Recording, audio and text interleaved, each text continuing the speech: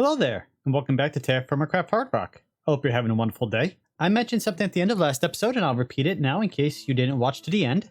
We were wrong about how health and nutrition works in HardRock. Previously, I'd said that HardRock does not use the nutritions from TerraFirmaCraft, and it only relies on the hearts you get from the Spice of Life mod. That's not correct, at least not entirely. Your max hearts, as you see, are dictated by Spice of Life, but how much HP each heart has is dictated by your nutrition. So, in TerraFirmaCraft, your health is on a scale of about 500 to about 3,000. 500 being you have 0 in all nutrition, and 3,000 being you have every nutrition maxed out. And you don't actually see hearts. You have an HP bar. In HardRock, we have these hearts, but your actual HP is not how many hearts you see. Last episode, I did a 3-block jump, which in vanilla Minecraft would equal a half heart of damage. And I took 2 hearts of damage because I have a lot less HP than my hearts show. By eating different nutritions, we boost our HP and we won't die as easily. You will be much more tanky even though you only have a limited amount of hearts because you actually have more HP hidden underneath all those hearts. Okay, so how are we going to deal with this? Well, the easiest way to do that is to make a sandwich. You can do flatbread, or it's actually better to make a loaf of bread and then cut it into slices since you get 2 slices per loaf, and then you fill it. You can put meat, veggies, dairy. I don't think you put fruit on it. Meat, veggies, and dairy, plus the grain. That's 4 nutrition right there. Or we do have this recipe, the nutrition mix, which was added for HardRock. You need a mechanical press, and you add a vegetable, a protein, a fruit, sugar or honey, and a grain. And this will give you a wafer. In real life, I imagine it would taste absolutely horrible. But for HardRock, it shouldn't be that bad. So I've got a bunch of stuff here.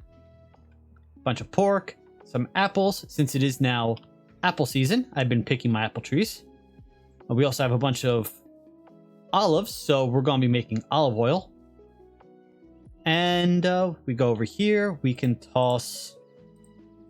I think I have about 15. Yeah, okay, so it's going to cycle through. Each one will give me one of these nutrition bars or mixes. And we can eat those instead. And those will provide us with, if we look at the tooltip here, protein, veggies, and grain. It should also be fruit. We'll check when it's done if it actually gives us fruit or not. All right, so we'll let that run for a minute. As I also said, we have olives. So pick the olives. We've got 3 olive trees, so we're going to have a lot of olives. We can use these in food, but that's not where they are the most useful. The best use for olives is actually olive oil. Now, granted, we have other means of power or other means of lighting, and we don't need olive oil to power our lamps like you would normally in TerraFirmaCraft. But what we can do is we take these olives and we can use them in food like pizza. We can brine them. We can use it to make vinegar. We can grind them down into olive paste, or using the compressor along with water, we can turn it into olive paste and olive water. And then we take the olive paste and we can either boil it down in a vat, in a pot, or in a mixer with heat under it and turn it into even more olive water. And then what we can do with the olive water is we can use it to make oiled hides, or, and this is the main use for it, as I said, olive oil. You do need jute netting. Jute netting is very easy. But then once we have the olive oil, we can use as a fuel in our charcoal forge, it looks like, which means also our blaze burner should work too, which means we can power our resource collection using olive oil until we get to the point where we have better fuel sources. But we can also use it to apparently make band-aids and pizza dough. Pizza's pretty good in Firma Life, although it is kind of a nuisance to make. We can use it to fill lamps and use it as a light source. Same way we use tallow or creosote in our copper lamp. Right down here, we could fill it with olive oil and light it that way. In my previous TerraFirmaCraft series, TerraFirmaCraft, that's how I had most of my lighting powered. There we go. Now we've got some of this nutrition mix. Okay, it does not have the veggies, so we're going to need a bunch on veggies. Not veggies. Fruit. But it does provide us with 3 and quite a lot too. And again, I've mentioned this before also, but if you want to stack food in your inventory, because right now these two are not stacked and you can't click them onto each other, make sure you have your 2x2 grid visible. That means clicking that if you don't see it, hovering over it, and pressing the letter I. That will stack it for you. And now we have some nutrition mix, which I apparently cannot eat. Wait a minute. I thought I could eat this. Maybe I'm not hungry enough? Okay, well, we're going to go stick it in our cellar and wait till I'm a little hungrier. Maybe then I'll be able to eat it. Either that or this whole segment was worthless. Oh, and here's a bunch of olives I've picked. They last a little while. We're going to come back to them in the future. And honey does not have an expiration date, so we don't have to worry about storing that in anything special. All right, let's try this again. Nope, you cannot eat the nutrition mix. So, making all that was a waste. We can use it to make nutrition paste, which looks like it can be used for a heat source or as a fuel, but that's it. So I'm rather confused what its purpose is. We can put it in a canteen, but can we drink it? Doesn't have any nutritional value as a drink, so I don't think we can. I think I just wasted a whole ton of resources. Yay! Alright, let's see an apple. Alright, so let's make a little olive oil since we can't make our since our nutrition paste experiment kind of failed on me. I don't know how much of that I'm going to cut because all of it is now pointless. So let's grab a little bit of water, put that in there. And then I should be able to take 2 olives, toss them in. Yeah, and that will convert it into olive water. Then we can scoop out the olive water, put that in there, take out the paste, which does not have a expiration on it. So don't feel like you have to use up the olive paste once you make it. It is an infinite resource. Well, it has no expiration. It's not going to go bad on you. So we can now stick those aside.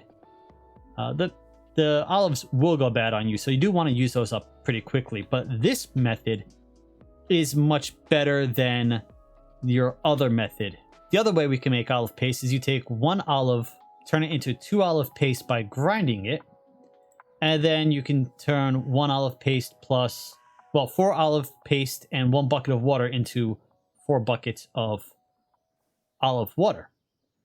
By doing it this way, we get half a bucket and 1 olive paste per olive, and then we could turn the olive paste into another 1/4 bucket, so we get about 30% more olive water doing it this way. So this is more resource efficient. And if I was smart about this, I would make a tank and a smart fluid pipe, which is a fluid valve, which you get by applying a brass sheet to a copper pipe, and then applying an electron tube to the valve to turn it into a smart fluid pipe. And then what we can do is we can connect that to here and pump out only the olive water. We can tell it, hey, you know, here's the filter of olive water. It will pump out olive water, and so you could pump water in, olive water out, and put it into a tank. Automate this whole process. I might look at doing that. But I actually have a different idea for today. I want to see about making our first immersive engineering tool, and that being the metal press. The metal press will allow us to turn any double ingot into a sheet, allow us to turn ingots into rods if we have a rod mold, or into wires if we have a wire mold. And we can also automate the refining of bloom into refined bloom, and then refined bloom into wrought iron, and do the same with steel. So yeah, this would be a good first immersive engineering block to make. So I'm going to get started on that. I've got a list of everything we're going to need. Some conveyor belts, which is going to require zinc sheets, and leather. So I'm going to need to get my hands on more leather. That's what the Hoglin's for in the kitchen. A heavy engineering block that's going to require some electrum, which is gold and silver. Electron component. We have almost everything I need to make more electrum for that. And a steel mechanical component, which is going to require a bit of steel. And a brass mechanism. We have a few of those. And then a redstone engineering block, which requires a iron sheet block, which is raw iron sheet, just pounded a bunch of times. And then some redstone and some copper wire. So we have just about everything we need to make this. We just need to actually go through the process of making it. And then figure out how I'm going to power it, because this is all right now create powered. Very slow. We do have a little bit of power from the immersive engineering windmill, which we cannot see, going right there. But that's barely enough to power this. It's not going to be enough to power the press also. So I was talking about making the immersive engineering thermoelectric generator. And this is just copper, Constantine, and steel. And the Constantine is, I haven't bookmarked this yet. What is the Constantine? Constantine is nickel and copper. I have nickel, I have copper. So we can look at doing that today also. Little tip.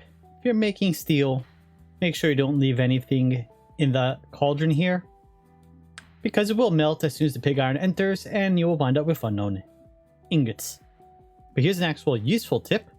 You can preheat your ingots before you toss them in the blast furnace, and they will turn into pig iron much quicker. It took 8 units of charcoal to make this batch of pig iron, whereas last time it took about 15 or so. So it's quicker this way. I think I have everything I need now. I think being the optimal word here. We need to make the electronic component, which is up in our workshop up here. Everything is already ready for it. Just need to grab it. So that's the electronic component. If we go down here to make conveyor belts, we're going to need a zinc ingot, some leather, and a raw iron rod. We're going to need 2 zinc, 4 leather, and 4 raw iron. So that's all that. And then we go over to our setup over here. Press, then leather, then rod. So press. Give the leather that. Then rod. Press again.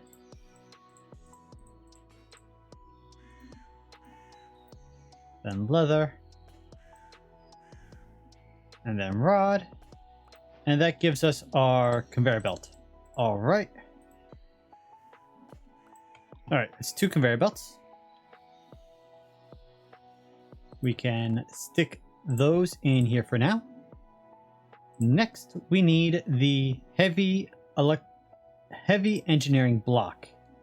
So it's going to require a steel mechanical component. I already crafted this. We can do it with these or on the bench. The bench does take copper nuggets. This does not. This also takes 2 steel ingots. 2 steel sheets, so 4 ingots. Whereas this takes 1 iron and 2 steel ingots. So this is actually better. I did this recipe here. So that is the heavy engineering block. We need to make this. That's 2 sheets of steel a bunch of times. Plus that. Plus the electrum. And the electronic component we made. Yep, that's gonna be fairly simple.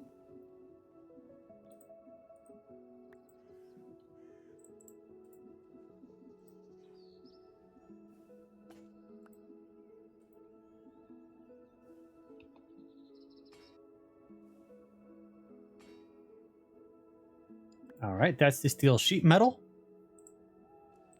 And then we do on the press again, that with that. And then the electrum. Then the component. And then the press again. There we go. That's the heavy engineering block. We already have the steel scaffolding done. Next, we need the redstone engineering block, and that's going to be an iron sheet metal block made the same way we just did the steel one, plus 4 redstone and 2 copper.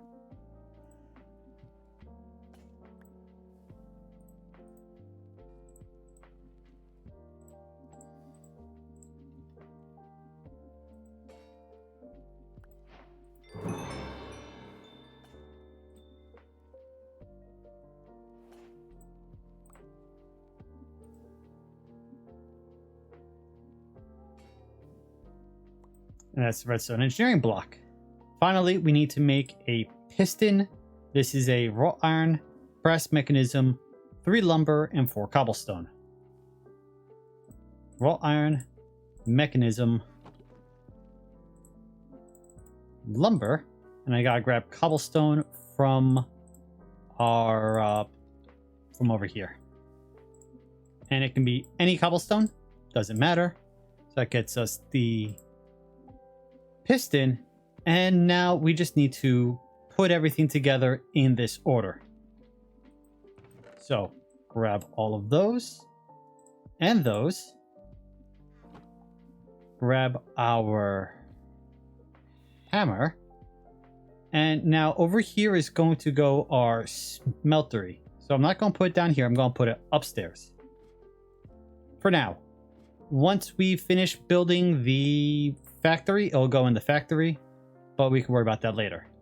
So should be that redstone should be on the bottom, in the middle. Yes, that should be facing down.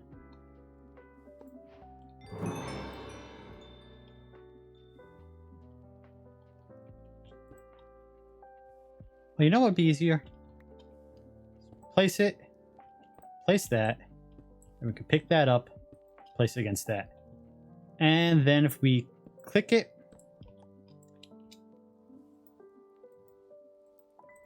I should just be able to click it with the hammer and it'll... Oh, those are going the wrong way. No, wait, that needs to go that way. There we go. That was the problem. Okay, so now that's hooked up. We can grab a line of cable. This should work.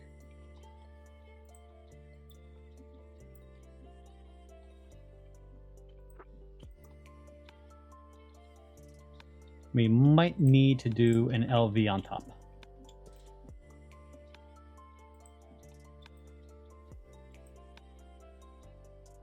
There we go. Now this has power.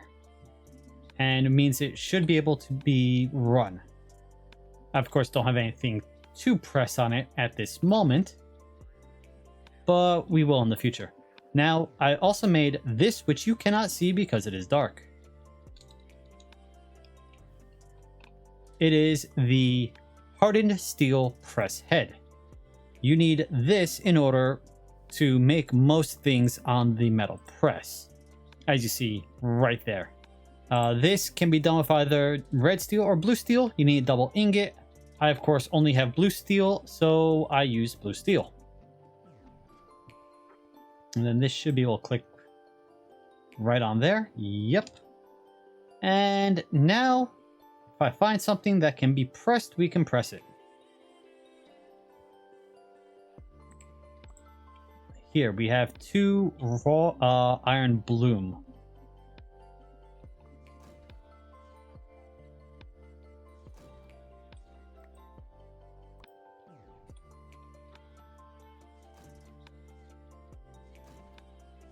There we go. Now we can automate turning bloom into raw iron without having to use... well, without having to work on the anvil. Or having to use lava and a whole bunch of presses from Create. So that's going to make life a little bit easier for me. Also, as you noticed, I was able to put it in cold. You don't need to have them hot to use the press. So I'll save us time as well, and coal that we don't have to use to heat up the items. I do want to make the refinery and the industrial fermenter in the future. I gotta gather up more resources to do all these. A lot more iron.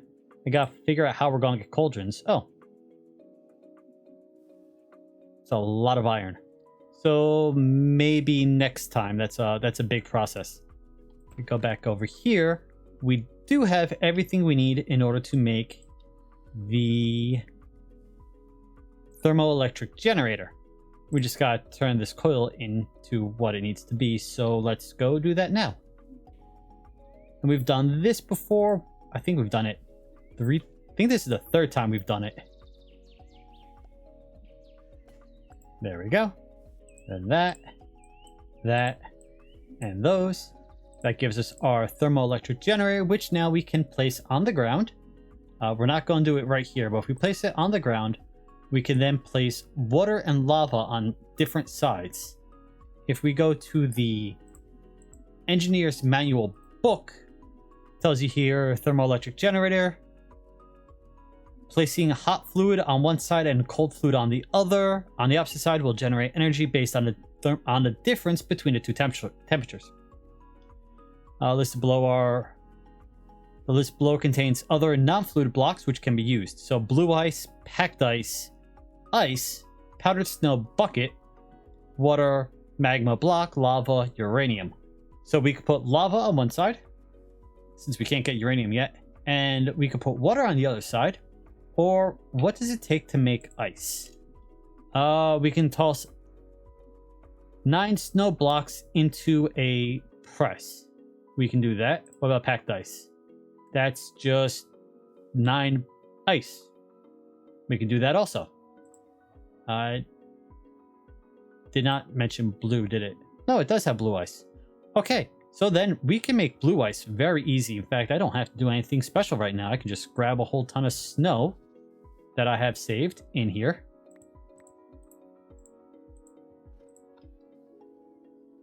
Dump a whole bunch of snow in there and let that run, and that'll turn it all into ice. And then we can turn it into packed ice, and then once again into blue ice. That's we're gonna need more snow than what I grabbed to do that, but yeah, that's gonna be nice and easy. And then we can set this up. Okay, good. Then we can set that up underground. I'm not sure where. And we can tie it into the electrical grid somehow. I haven't thought that through yet. And you know what? I mentioned we don't really have a way to automate clay. We do. I just completely forgot about it. The way we make clay is with these stone barrels from Ex Nihilo. Same ones we use to make the dirt. And these are apparently heavy. You can only carry one at a time. Then we grab some sand. Can be any sand you want. I'm going to just grab some green sand here. We turn the sand into sandstone. 4 sand equals 1 sandstone. This is vanilla sandstone. It's not the sandstone that we collected in the, I was gonna say forest, definitely not forest, in the Badlands. Then we can toss that into our create grind wheel. It will crush it down into vanilla sand. We can then take that vanilla sand, toss it back into the grindstones, and that will grind down into dust and create dust. There we go. So now we got dust. And I need to go eat. Okay, as I was saying, then we can take a bucket of water, put it into the barrel, and then click the dust into the barrel, and it becomes a block of clay. So it is a little tedious. We could probably set up another pump system from Create to automatically fill this with water, and then put a hopper under it to pull out the clay once it becomes clay.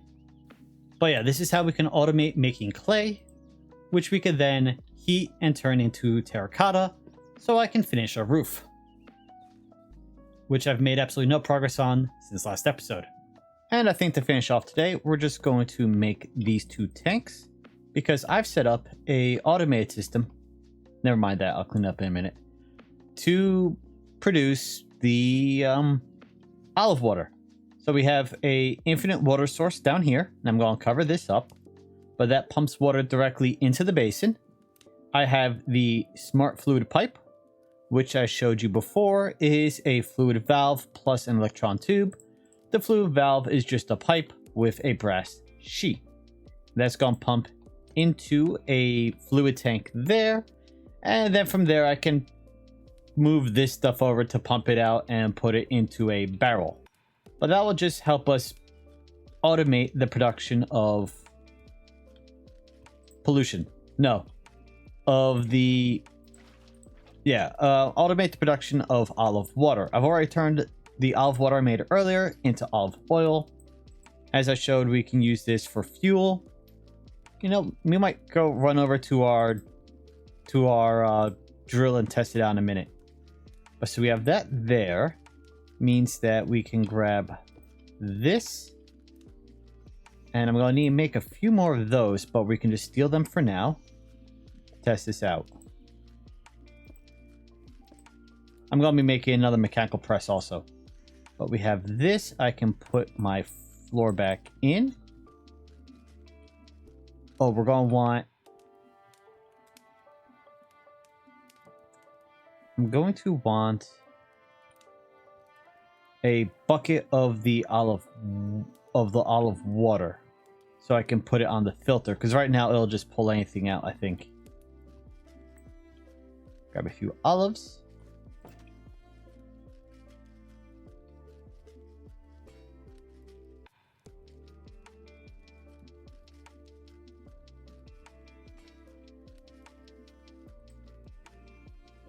Yes, okay, so that gives us the bucket of olive water. We put it there.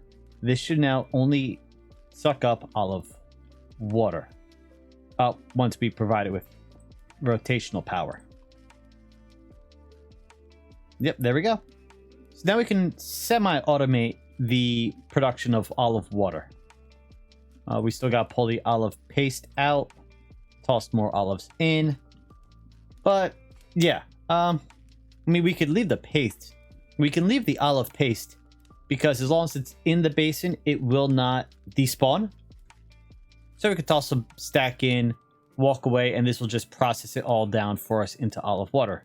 Now this can only hold 16 buckets, so it's not all that much. Barrel holds 10 buckets. As I said, what we can do is we can grab the spout here, the mechanical pump, and pump the olive oil.